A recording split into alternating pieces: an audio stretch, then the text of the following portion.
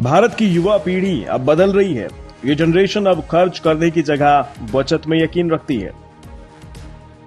इस बात का दावा किया है youth community platform viral fission ने। इसके मुताबिक भारत की जनरेशन जेड यानी 1997 से लेकर 2012 के बीच पैदा हुए ज्यादातर लोगों के बीच बचत की आदत तेजी से बढ़ रही है। 24 साल तक की उम्र वाली ये पीढ़ी 40 की उम्र तक पहुंचने से पहले ही इतनी बचत कर लेना चाहती है कि बाकी का जीवन तंगहाली में ना गुजरे। यही वजह है कि ये युवा जनरेशन खर्च करने की जगह भविष्य के लिए पैसे जोड़ने में भरोसा करती है। इस सर्वे में युवाओं के पैसों को संभालने के तौर तरीकों का भी विस्तार से जिक्र किया गया है। सर्वे में शामिल जनरेशन जेड के 32% लोगों ने खर्च करने की जगह पैसे बैंक खाते या घर पर ही रखने में दिलचस्पी दिखाई है। ब्याज दरों में गिरावट के बावजूद 23% ने बैंक एफडी को पहली पसंद करार दिया। नए जमाने के इन लोगों को नए जमाने के निवेश विकल्प यानी क्रिप्टो करेंसी पर ज्यादा यकीन नहीं है। इसके साथ ही घूमने फिरने पर 24% युवा जमकर खर्च करते हैं। निवेश 13% युवाओं की पसंद है, जबकि ग्रोसरी और फूड एंड शॉपिंग पर भी 13% युवा खर्च करते हैं।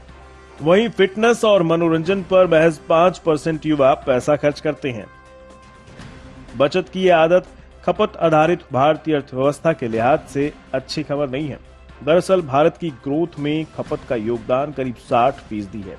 वहीं कुल आबादी में बड़ी हिस्सेदारी की वजह से देश में खपत, खर्च और आर्थिक तेजी में जनरेशन जेड का बड़ा योगदान है। लेकिन अब कोविड-19 के झटके के बाद तेजी से उभरती भारतीय अर्थव्यवस्था के दौर में रोजगार और महंगाई को लेकर आशंकाएं बरकरार है।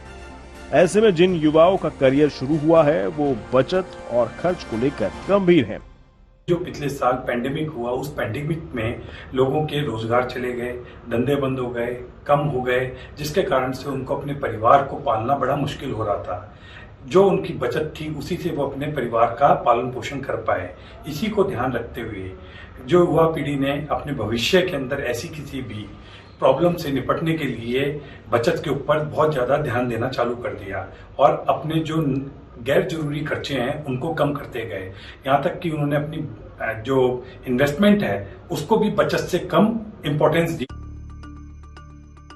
जाहिर है कि शेयर बाजार में रिकॉर्ड उछाल और क्रिप्टो करेंसी में जारी तेजी और इसे मान्यता देने की खबरों के बीच युवाओं की सोच पर आया ये नया सर्वे नीति निर्माताओं और कारोबार जगत के लिए नई चुनौती पेश कर सकता है। आदित्य केराणा, आज तक।